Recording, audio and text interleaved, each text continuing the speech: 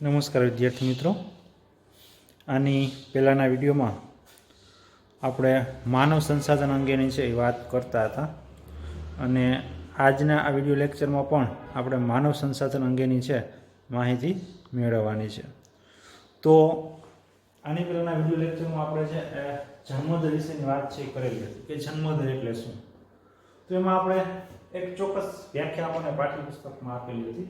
આમ તો જન્મદર એટલે દર 1001 વર્ષ દરમિયાન જન્મતા જીવિત બાળકોને જન્મદર કહેવાય, પણ પાઠ્યપુસ્તકમાં આપણને વ્યાખ્યા આપેલી હતી કે કોઈ નિશ્ચિત વિસ્તારમાં દર 1000ની વસ્તીએ 1 વર્ષ દરમિયાન જન્મતા જીવિત બાળકોની સંખ્યાને શું કહેવાય? જન્મદર. એ જન્મદર વિશેની વાત છે એ આની પહેલાના વિડિયો લેક્ચરમાં આપણે કરેલી છે અને હવે આપણે છે એ મૃત્યુદર વિશેની માહિતી મેળવવાની છે, કારણ કે જન્મ અને મૃત્યુ બે એક સાથે જોડાયેલા પાસા છે. જન્મદરનું પ્રમાણ વધારે, મૃત્યુદરનું પ્રમાણ વધારે, જન્મદરનું પ્રમાણ ઓછું, મૃત્યુદરનું પ્રમાણ વધારે, એ દરેક બાબતો છે એ વસ્તી ગીચતા પર અસર કરે છે. તો જન્મદર પછી હવે આપણે મૃત્યુદર વિશેની માહિતી છે એ આજના આ વિડિયો લેક્ચરમાં મેળવવાની છે કે મૃત્યુદર એટલે શું. તો કોઈ પણ નિશ્ચિત વિસ્તાર, ચોક્કસ વિસ્તાર, માની લો તિરુપતિ બાલાજી પાર્ક 2 હોય, રાજકોટ ગોંડલ કોઈ પણ ગામડું હોય, એ નિશ્ચિત વિસ્તારમાં દર 1000ની વસ્તીએ 1 વર્ષ દરમિયાન મૃત્યુ પામનાર લોકોની સંખ્યાને મૃત્યુદર કહેવાય. જન્મદરમાં શું હતું? કોઈ નિશ્ચિત વિસ્તારમાં દર 1000ની વસ્તીએ 1 વર્ષ દરમિયાન જન્મતા જીવિત બાળકોની સંખ્યાને શું કહેવાય? જન્મદર.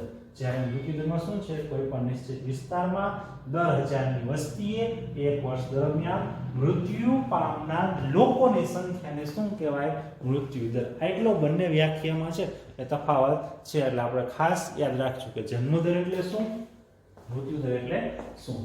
જે જન્મે છે એનું મૃત્યુ નિશ્ચિત છે જ, કારણ કે કોઈ આપણે અમરપટો લખાઈને એવા નથી. ભગવાન રામને વહી ગયા તેમ કૃષ્ણ વહ્યા ગયા, એમ આપણું પણ મૃત્યુ નક્કી છે. આપણે બધાનો જન્મ છે તો અવસાન છે જ. ક્યારે છે, કઈ રીતે છે આપણને ખ્યાલ નથી, નકર આપણે અટકાવી શકીએ, નકર પછી જોક્સ જેવું થઈ. રાજા છે પૃથ્વી ઉપર આવ્યા, લિસ્ટ પોતાના ખીચામાં નાખીને કે આજે એટલા લોકોની દોરી ખેંચવાની છે. એમાં પોતે છે એ ખાઈતા તો એ વ્યક્તિ છે એના ઘરે લઈ ગયા અને એને બહુ સારી એવું જમાડ્યું અને પછી યમરાજા તો સુઈ ગયા. જે વ્યક્તિના ઘરે લઈ ગયો હતો એને યમરાજાના ખિસ્સામાં જોયું તો કેટલાને ખેંચવી દોરી ખેંચવાની લિસ્ટ હતું. વ્યક્તિએ લિસ્ટ કાઢીને જોયું તો પેલું જ નામ એમ. અરે મરી ગયા. એક તો આને એટલા બધા ખેંચવા, હવે સૂત્રા છે ને પેલું જ દોરી મારી ખેંચવાનું છે, હમણાં મને લઈ જશે. એટલે એ વ્યક્તિએ ચતુરાઈ વાપરી અને પેલું નામ હતું એ કાઢી ચેકી અને છેલ્લે પોતાનું નામ લખ્યું, એટલે કે છેલ્લે મારો વારો આવશે, પહેલા નહીં આવે. થોડા સમય પછી યમરાજાની નીંદર પૂરી થઈ એટલે પોતે ઉઠ્યા અને યમરાજાએ કીધું કે આજે તારી સેવાથી હું ખૂબ જ આનંદમાં છું, ખૂબ જ છે તારા ઉપર છે પ્રસન્ન થયો છું, અને હવે એટલે જે વ્યક્તિને હું પહેલા ઉપાડવાનો હતો, જે પહેલા વ્યક્તિથી છે દોરી ખેંચવાની શરૂઆત કરતો હતો, એની જગ્યાએ હું છેલ્લેથી કરીશ. એટલે જે ભાઈનો પહેલે હતું એ છેલ્લે ગયા હતા, છેલ્લેથી એનો વારો પહેલા હતો. એ પ્રમાણે જે જન્મે છે એનું મોત નક્કી છે. કોઈ વ્યક્તિ છે એમાં બાંધછોડ કરી શકતી નથી, કારણ કે જન્મદર મૃત્યુદર, જન્મ અને મૃત્યુ ઈશ્વરના હાથમાં છે. તો જે જન્મે છે એનું મૃત્યુ નક્કી જ છે. તેથી મૃત્યુદરને શૂન્ય પર ક્યારેય લાવી શકાય નહીં. મૃત્યુદર 0 ઉપર લાવો એ અશક્ય વસ્તુ છે. જે જન્મે છે એનું મોત નક્કી જ છે. ભલે તમે મૃત્યુદરમાં ઘટાડો કરી શકો છો, પણ 0 ઉપર ક્યારેય મૃત્યુદર લાવી શકતા નથી.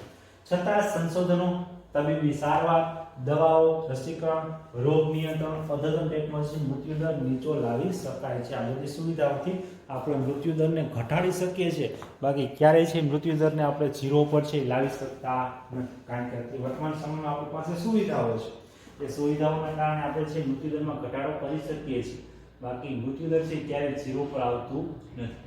આ સિવાય તમને લોકોને પાઠની સાથે સંકળાયેલા અમુક બીજા ટોપિકો છે એ આપણને આપેલા છે, અને એ ટોપિકોમાં પહેલી જ વસ્તુ આપેલું છે સ્થળાંતર.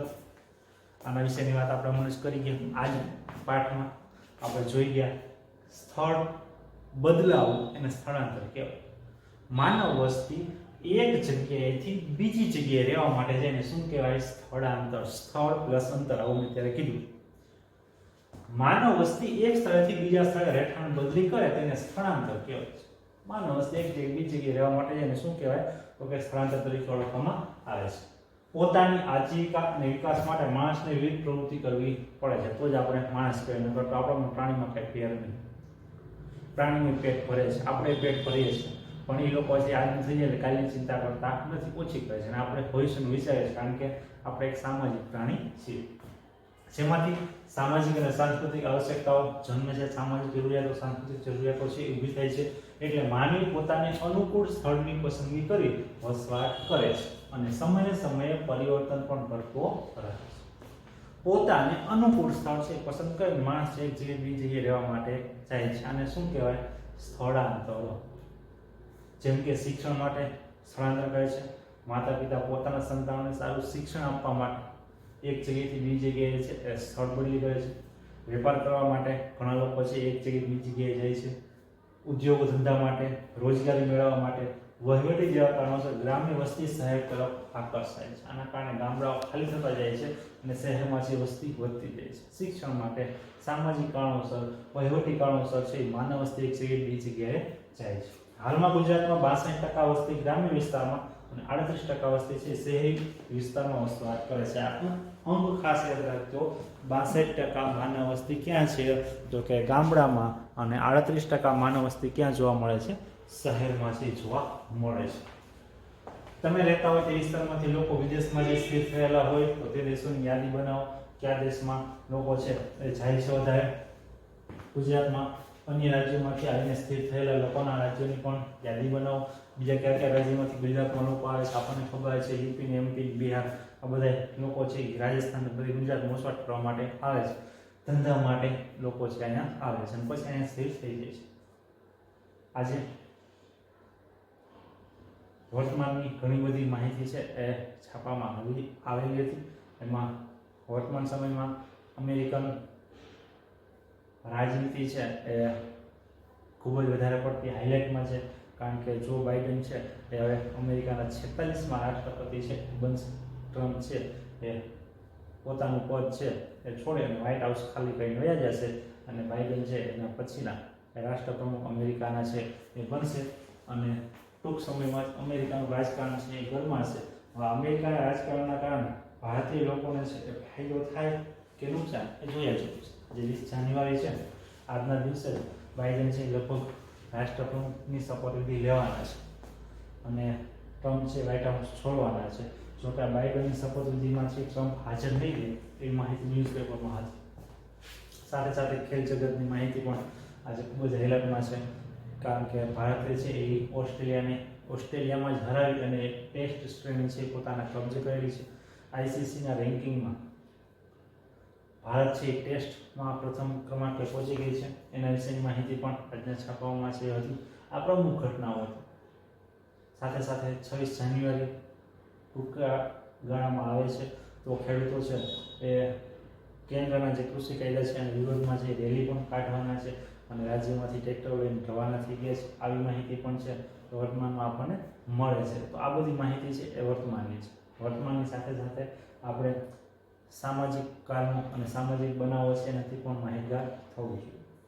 હવે આગળ જુઓ તો ગુજરાતમાંથી કયા કયા રાજ્યના લોકો છે એ ગુજરાતમાં આવે છે. આપણને બધાને ખબર છે બિહારમાંથી, ઉત્તર પ્રદેશમાંથી, મધ્યપ્રદેશમાંથી, રાજસ્થાનમાંથી ઘણા લોકો છે એ ગુજરાતમાં આવે છે. મોટા ભાગના છે એ રોજગારી મેળવવા માટે આવે છે. ઘણા લોકો છે વેપાર ઉદ્યોગ માટે પણ આવે છે. હવે એના પછીનો ટોપિક તમને આપેલું છે વસ્તીનું માળખું. માળખું, વિભાજન અથવા તો ગોઠવણી. આપણે બધાને ખબર છે વસ્તી છે એ દેશના વિકાસમાં પાયાનું કામ કરે છે. જે દેશની માનવ વસ્તી છે ગુણવત્તાયુક્ત હશે એ દેશનો વિકાસ બહુ સારો હશે.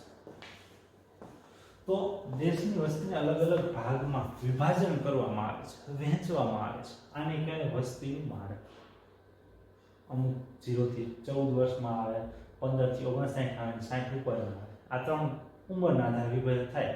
આ ઉપરાંત ભણેલા અને અભણ એમાં વિભાજન થાય. આ ઉપરાંત સ્ત્રી અને પુરુષ એમ પણ વિભાજન થાય. આ ઉપરાંત તો કે ધર્મના આધારે વિભાજન થાય. જો કે આ સમજવાની બાબત છે, આપણે વિભાજન એકનું કરવાનું નથી. તો એ વિભાજનના આધારે આપણને માહિતી છે એ આપેલી છે. કુલ વસ્તીના વિવિધ જૂથમાં કરવામાં આવેલ વર્ગીકરણને વસ્તીનું માળખું કહેવામાં આવે છે. અલગ અલગ જૂથમાં છે વહેંચવામાં આવે છે અને શું કહેવાય છે? વસ્તીનું માળખું. જેમાં સ્ત્રી પુરુષનું જૂથ કઈ રીતે અલગ અલગ વહેંચી શકાય? તો કે સ્ત્રી અને પુરુષનું જૂથ, વયકક્ષા જૂથ, ઉંમરના આધારે વહેંચણ, સાક્ષરતાનું પ્રમાણ, ભણેલા અને અભણ લોકોનું પ્રમાણ, ગ્રામ્ય શહેરી વસ્તી, ગામડાના લોકો અને શહેરના લોકોનું પ્રમાણ કેટલું, ધાર્મિક અને ભાષાકીય ધર્મના આધારે કયા લોકો કેટલા છે. ભારતમાં સૌથી વધારે હિન્દુ ધર્મના લોકો 82%, 12% મુસ્લિમ ધર્મના, અલગ અલગ ધર્મના લોકો વસવાટ થાય છે, તો એમ પણ વિભાજન થઈ શકે. ભાષાકીય જૂથ, અલગ અલગ ભાષા બોલતા લોકો. આપણને ખબર જ છે હિન્દી આપણી રાષ્ટ્રભાષા છે, ગુજરાતી આપણી રાજ્ય ભાષા છે. એમ ઘણી બધી ભાષાઓ ભારતમાં બોલાય છે. 22 તો માન્ય ભાષાઓ છે. એમાં તેલુગુ છે, તમિલ છે, પછી જે પણ કંઈ મલયાલમ છે, ગુજરાતી છે, હિન્દી છે, સંસ્કૃત છે, અંગ્રેજી, આ બધી ભાષાઓ બોલાય છે આપણે. વ્યવસાયિક જૂથનો સમાવેશ, વ્યવસાયના આધારે પણ અલગ અલગ વિભાજન કરી શકાય કે ખેતીમાં કેટલા જોડાયેલા છે, ઉદ્યોગોમાં કેટલા છે, સેવા ક્ષેત્રમાં કેટલા રોકાયેલા છે, એમ પણ એમાં વિભાજન થઈ શકે છે. વિવિધ જૂથ મુજબ જાણકારી પ્રાપ્ત કરવા વસ્તી માળખું જાણવું જરૂરી છે. અલગ અલગ જૂથ પ્રમાણે આપણે વિભાજન કરી શકીએ છીએ. એના માટે છે કે વસ્તી માળખું આપણી પાસે હોવું જોઈએ કે ઉંમરના આધારે આપણે કઈ રીતે વહેંચી શકીએ. વય જૂથના આધારે આપણને અહીંયા છે વસ્તીનું વિભાજન આપેલું છે. દેશની કુલ વસ્તીમાં બાળકો કેટલા છે? પ્રૌઢ એટલે 15 થી 59 વર્ષ સુધીના જેને પ્રૌઢો કહેવાય, કામ કરી શકે એવા બધા, તથા વરિષ્ઠ નાગરિકોનો સમાવેશ થાય છે. વરિષ્ઠ નાગરિકો એટલે 60 પ્લસના છે બધા વરિષ્ઠ નાગરિકોમાં કહેવાય, જેને વય જૂથમાં વહેંચવામાં આવે છે. બાળકોનું જૂથ ક્યાં લગી ગણાય? ક્યાં લગી બાળક આવે? તો કે 0 થી 14 વર્ષ ત્યાં લગીને બાળક કહેવાય. એટલે કે તમે 9મું ધોરણ પૂરું કરો ત્યાં લગી તમે બાળકમાં આવો. પછી પ્રૌઢોનું જૂથ 15 થી 59 વર્ષ, 10મા ધોરણમાં આવો તમે 15 વર્ષના થઈ જાવ તો ત્યારથી લઈને 59 વર્ષ લગી તમે પ્રૌઢના જૂથમાં આવો, એટલે કે કામ કરનાર લોકોમાં આવો. અને વરિષ્ઠ નાગરિકો 59 થી ઉપર ઉંમરવાળા, એટલે કે જે 60 ની આજુબાજુ ઉંમર થઈ જાય પછી તમે જે વરિષ્ઠ નાગરિકમાં આવો. આ ત્રણેય જૂથમાં મુખ્ય તફાવત બાળકો અને વરિષ્ઠ નાગરિકોની વસ્તીમાં છે.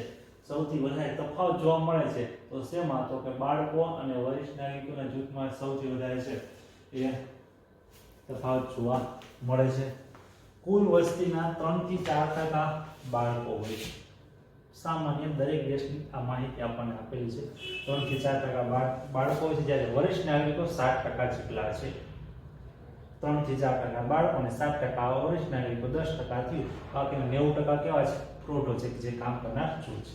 આટલું જાણો. જાપાનમાં વરિષ્ઠ નાગરિકોનું વય જૂથમાં ઊંચું છે. જાપાનમાં સૌથી વધારે વરિષ્ઠ નાગરિકના લોકો છે, કારણ કે પહેલા અહીંયા જન્મદર વધારે હતું, હવે ઘટી ગયું છે, એટલે અહીંયા વરિષ્ઠ નાગરિકો વધારે જોવા મળે છે. ચાલો એક પ્રોજેક્ટ કરી.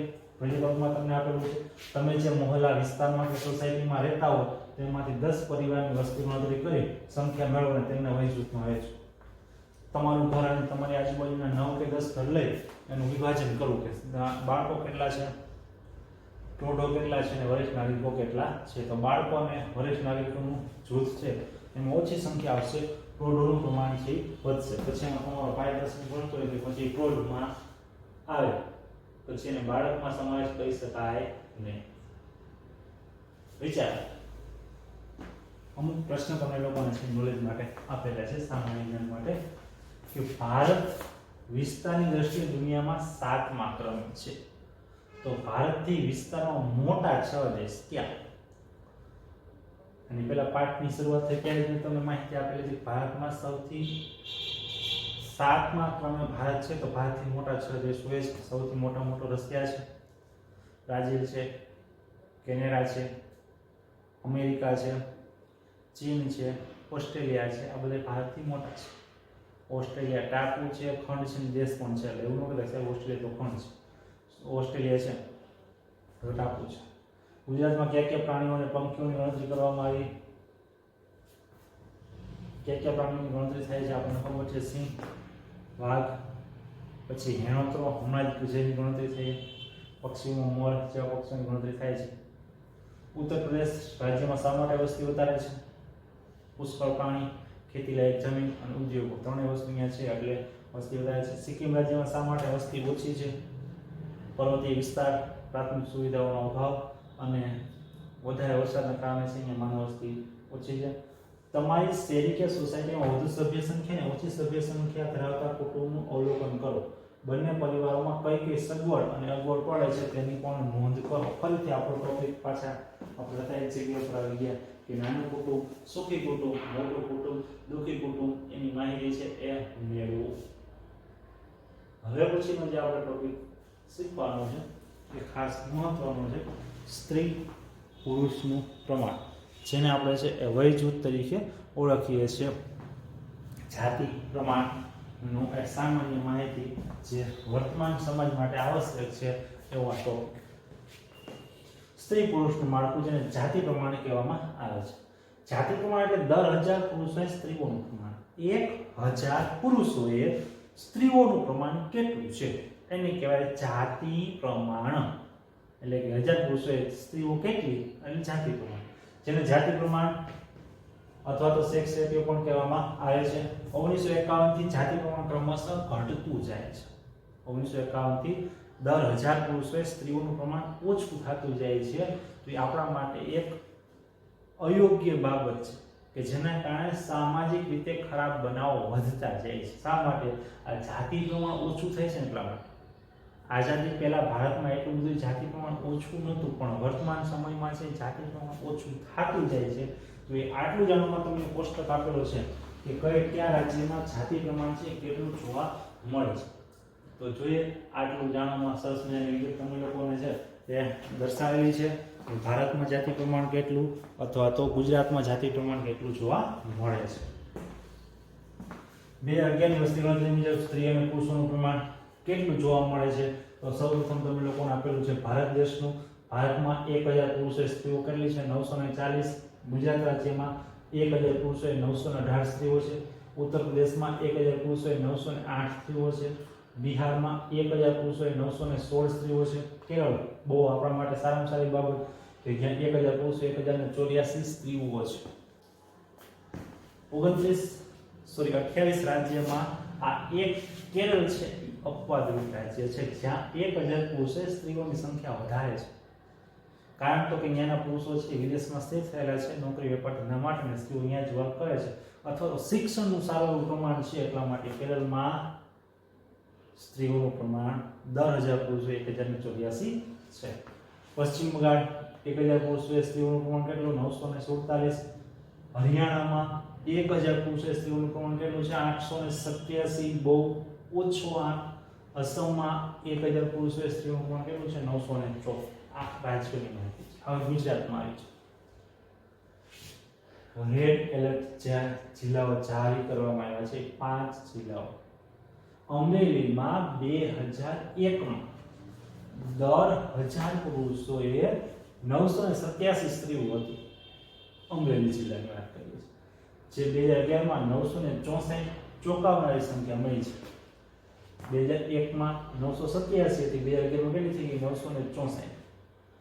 જૂનાગઢમાં 10,000 પુરુષ મહિલા ઘટી 955 માંથી 952 થઈ ગઈ. જૂનાગઢમાં પણ જાતિ પ્રમાણ ઓછું થયું. ભાવનગરમાં 10,000 પુરુષ સામે 937 હતી, જે ઘટી 931 થઈ ગઈ.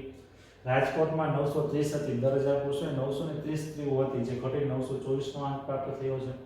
કચ્છ ગંભીર પ્રમાણમાં છે, 942 ની સામે માત્ર 907 મહિલા છે જણાય છે. સૌથી ઓછી સ્ત્રીઓ અત્યારે કચ્છમાં છે જોવા મળે છે. બેટી બચાવો આંદોલન શરૂ કરી ગુજરાત સરકારે સ્ત્રી ભ્રૂણ હત્યા સામે કડક પગલાં લેવાનું શરૂ કરેલું છે.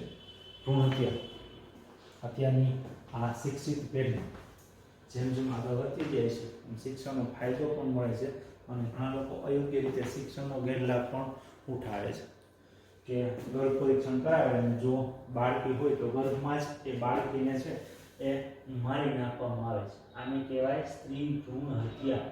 અને આ આપણા વર્તમાન સમયમાં છે એ વધારે જોવા મળે છે. સ્ત્રી ભ્રૂણ હત્યા છે એ અટકાવવા માટે સરકારે કડક પગલાં ભરેલા છે, છતાં પણ ખૂણે ખાંચકે એવી વસ્તુ છે જોવા મળે છે. પણ એક પ્રકારનો પાપ છે, ગુનો છે અને કાયદા સજા પણ થઈ શકે છે. દીકરો અને દીકરી એક સમાન છે તો પછી એમાં ભેદભાવ છે રાખવા જોઈએ નહીં. જાતિ પ્રમાણની વાત કર્યા પછી આપણે છે હવે પછીનો જે ટોપિક છે એ આપણને આપેલું છે સાક્ષરતા. સાક્ષરતા એટલે ભણેલા લોકોનું પ્રમાણ. આપણી ભાષામાં કેવું હોય તો કહી શકીએ કે સાક્ષરતા એટલે શું, તો કે શિક્ષિત લોકોનું પ્રમાણ. હવે પછીની માહિતી છે આના પછીના વિડીયોમાં આપણે મેળવીશું.